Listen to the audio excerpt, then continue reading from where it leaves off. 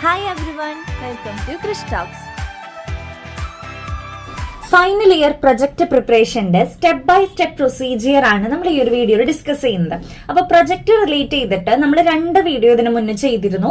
ഒന്ന് കുറച്ച് set of questions പറഞ്ഞുകൊണ്ടാണ് ചെയ്തിട്ടുണ്ടായിരുന്നത്. അത് പ്രീവിയസ് ഇയറിൽ നമ്മൾ അപ്ലോഡ് ചെയ്ത വീഡിയോ ആയിരുന്നു.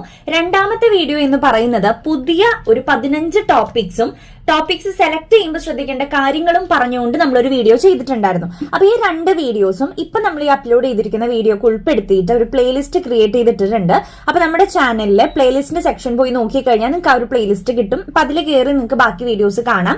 അതല്ല എന്നുണ്ടെങ്കിൽ ആ മുന്നേ അപ്ലോഡ് ചെയ്ത 2 വീഡിയോസിന്റെ ലിങ്ക് ഞാൻ താഴെ കൊടുക്കുന്നുണ്ട് ഡിസ്ക്രിപ്ഷൻ ബോക്സിൽ കേട്ടോ. അപ്പൊ ടോപ്പിക്സ് ഒക്കെ സെലക്ട് ചെയ്യാത്തവരുണ്ടെങ്കിൽ അതിൽ കയറി സെലക്ട് ചെയ്യാനായിട്ട് ശ്രമിക്കുക. അപ്പൊ നമ്മൾ ഈ ഒരു വീഡിയോയിൽ പറയുന്നത് ടോപ്പിക് സെലക്ട് ചെയ്ത് കഴിഞ്ഞതിന് ശേഷം ഇനി എന്തൊക്കെ കാര്യങ്ങളാണ് ചെയ്യേണ്ടത്, എങ്ങനെയാണ് ഒരു പ്രൊജക്ട് കംപ്ലീറ്റ് ചെയ്യുക, അതിൽ എന്തൊക്കെ കാര്യങ്ങൾ ഉൾപ്പെടുത്തണം, എത്ര ചാപ്റ്റേഴ്സ് ഉണ്ട് എന്നുള്ളതൊക്കെയാണ്. ഓക്കെ, അപ്പൊ നമുക്ക് വീഡിയോയിലേക്ക് കിടക്കാം.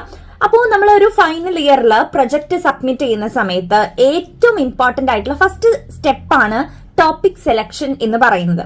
വളരെ റെലവെന്റ് ആയിട്ടുള്ള ഒരുപാട് ഇൻഫോർമേഷൻസ് നമുക്ക് കളക്ട് ചെയ്യാൻ സാധിക്കുന്ന ഒരു ടോപ്പിക് നമ്മൾ സെലക്ട് ചെയ്യണം. അപ്പൊ ആ ഒരു കാര്യങ്ങളൊക്കെ പറഞ്ഞുകൊണ്ട് നമ്മൾ മുന്നേ അപ്ലോഡ് ചെയ്ത വീഡിയോ ഉണ്ട്. അപ്പോൾ check previous video from our playlist named final year project എന്ന് പറഞ്ഞിട്ടാണ് ഞാൻ ആ ഒരു പ്ലേലിസ്റ്റ് ക്രിയേറ്റ് ചെയ്തിരിക്കുന്നത്. അതിൽ കയറി നിങ്ങൾക്ക് വീഡിയോസ് കാണാം, അല്ലെങ്കിൽ താഴെ ലിങ്ക് ഉണ്ട്. അപ്പൊ അങ്ങനെ നമ്മളൊരു ടോപ്പിക് സെലക്ട് ചെയ്തു.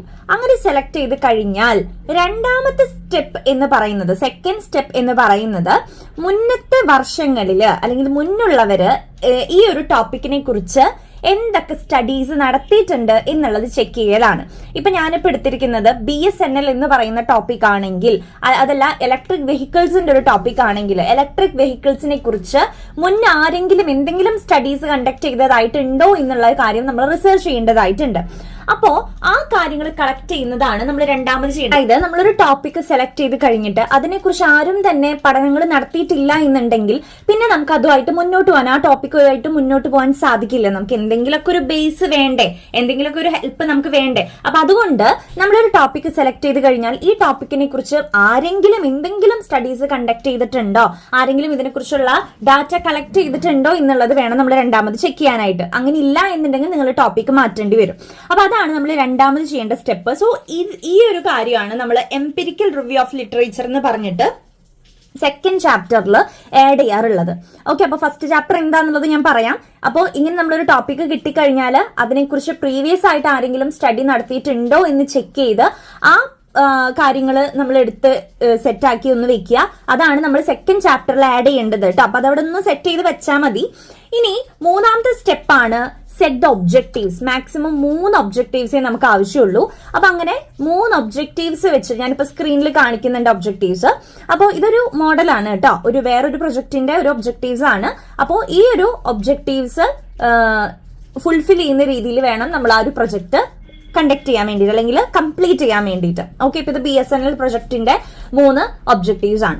ഇനി അങ്ങനെ ഒബ്ജക്റ്റീവ്സ് ഒക്കെ കിട്ടി, ഈ ഒരു ഒബ്ജക്റ്റീവ് സാറ്റിസ്ഫൈ ചെയ്യുന്ന രീതിയിൽ വേണം നമ്മൾ പ്രൊജക്ട് മുഴുവനാക്കാൻ വേണ്ടിയിട്ട്. ഇനി 4ാമത്തെ സ്റ്റെപ്പ് എന്ന് പറയുന്നത് ക്വസ്റ്റ്യൻ എയർ പ്രിപ്പയർ ചെയ്യുക എന്നുള്ളതാണ്. ഈ ഒബ്ജക്റ്റീവ്സ് നമ്മൾ ഫുൾഫിൽ ചെയ്യുന്നതിന് വേണ്ടി നമ്മൾ കുറച്ച് സർട്ടൈൻ നമ്പർ ഓഫ് ക്വസ്റ്റ്യൻസ് നമ്മൾ പ്രിപ്പയർ ചെയ്യേണ്ടതായിട്ടുണ്ട്.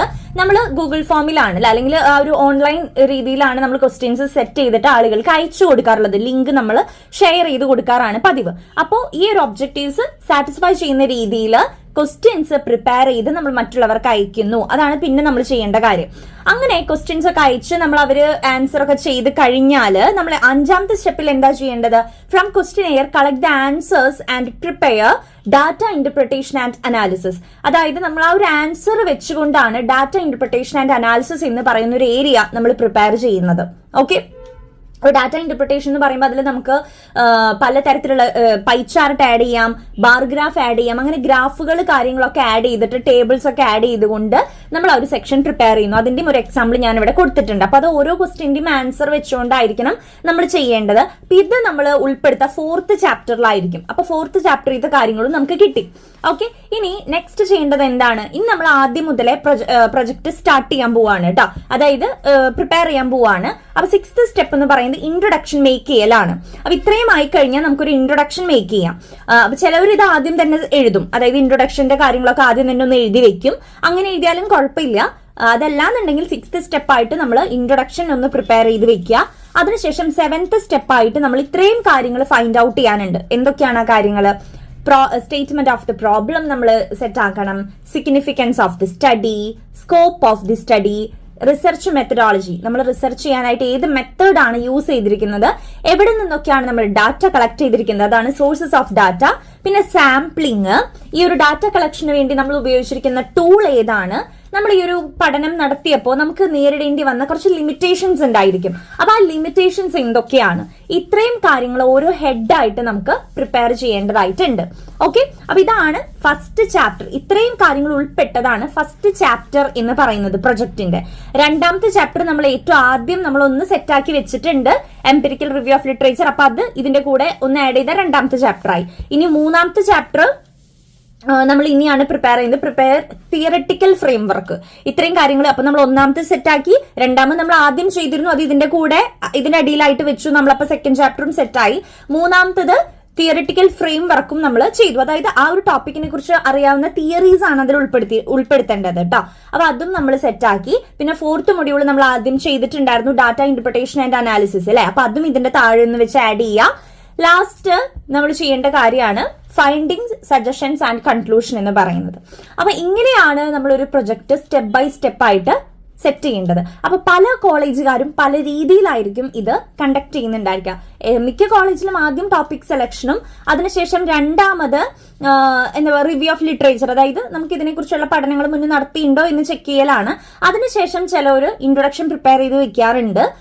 അങ്ങനെയാണെങ്കിൽ കുഴപ്പമില്ല, നമുക്ക് ഏത് രീതിയിലായാലും കംപ്ലീറ്റ് ചെയ്താൽ മതി. ഇതൊരു മിക്കവാറും പേര് ഫോളോ ചെയ്യുന്ന ഒരു രീതിയാണ് ഞാനിപ്പോ നിങ്ങൾക്ക് കാണിച്ചു തന്നിട്ടുള്ളത്. ഓക്കെ, ഇപ്പൊ നിങ്ങളുടെ കോളേജിൽ വേറൊരു മെത്തേഡാ പറയണമെന്നുണ്ടെങ്കിൽ നിങ്ങൾ അത് ഫോളോ ചെയ്തോളൂ.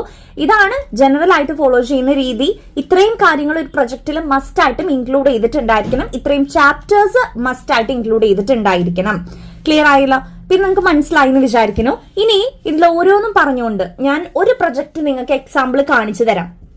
ഒരു ഫൈനൽ പ്രൊജക്റ്റ് ആണ് അത്, ഞാൻ ചെയ്ത പ്രൊജക്റ്റ് ആണ്. ഞാൻ അപ്പോ പഠിക്കുന്ന സമയത്ത് ചെയ്തത്. അപ്പൊ ഞാൻ നിങ്ങൾക്ക് അത് എന്ത് ചെയ്യാം, കാണിച്ചു തരാം, ഒരു മോഡലായിട്ട് കാണിച്ചു തരാം. എല്ലാ കാര്യങ്ങളും ഡീറ്റെയിൽ ആയിട്ട് എക്സ്പ്ലെയിൻ ചെയ്തുകൊണ്ട് എങ്ങനെ ഒരു പ്രൊജക്ട് സബ്മിറ്റ് ചെയ്യണം, അതിന്റെ ബോർഡർ, ഹെഡിങ്, എല്ലാ കാര്യങ്ങളും ഞാൻ പറഞ്ഞുകൊണ്ട് ഒരെണ്ണം ചെയ്യുന്നതായിരിക്കും. അത് നമ്മുടെ ഫൈനൽ വീഡിയോ ആയിട്ട് ചെയ്യാം. അപ്പൊ ഈ ഒരു പ്രൊജക്ട് സീരീസിന്റെ രണ്ടാമത്തെ വീഡിയോ ആണ് ഈ ഒരു വീഡിയോ. കൃത്യമായിട്ട് ഒരു പ്രൊജക്ട് എങ്ങനെ നിങ്ങൾക്ക് പ്രിപ്പയർ ചെയ്യാം എന്നുള്ളത് ഒരു മോഡൽ വെച്ചുകൊണ്ട് ഞാൻ അടുത്ത വീഡിയോ ചെയ്യുന്നതായിരിക്കും. ഓക്കെ, അപ്പൊ നെക്സ്റ്റ് വീഡിയോ കൂടി ഒന്ന് കണ്ടുപോകാനായിട്ട് ശ്രമിക്കുക.